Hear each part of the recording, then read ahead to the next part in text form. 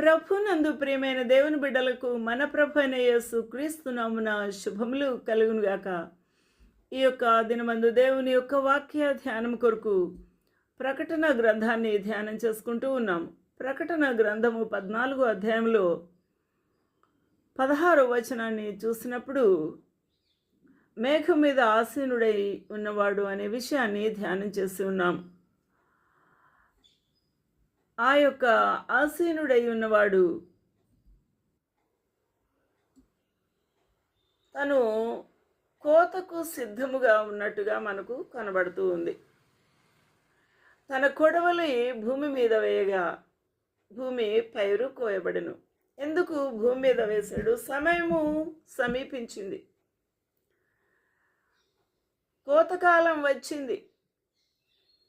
నీ కొడవలు పెట్టి కోయమని గొప్ప స్వరముతో ఆ మేఘము మీద ఆసీనుడై ఉన్నవానితో ఆ దూత చెప్పగా, ఆ ఆసీనుడై ఉన్నవాడు తన కొడవలిని భూమి మీద వేసి ఉన్నాడు.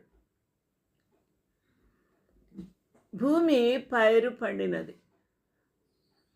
ఈ యొక్క విషయాన్ని మనం ధ్యానం చేయడానికి ప్రభు మనకు సహాయం చేయునుగాక.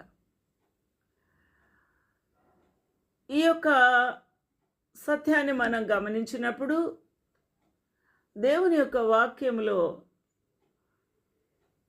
యేసుక్రీస్తు ప్రభు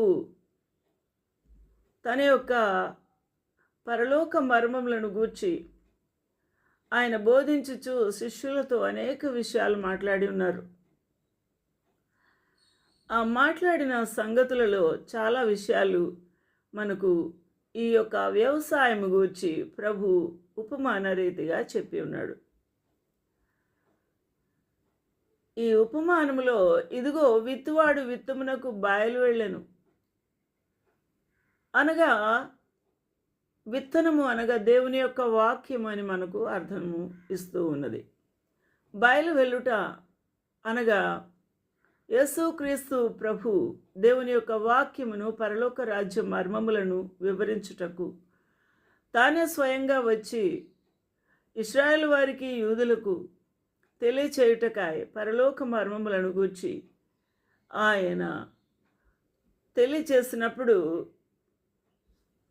ఆయన తన స్వకీయుల యొద్దకు వచ్చెను. తన స్వకీయులు ఆయనను అంగీకరింపలేదు. యోహాను సువార్తలో మనం చూస్తున్నాం ఈ విషయం.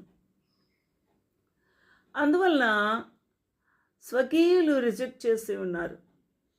ఇక్కడ విత్తనములు దేవుని యొక్క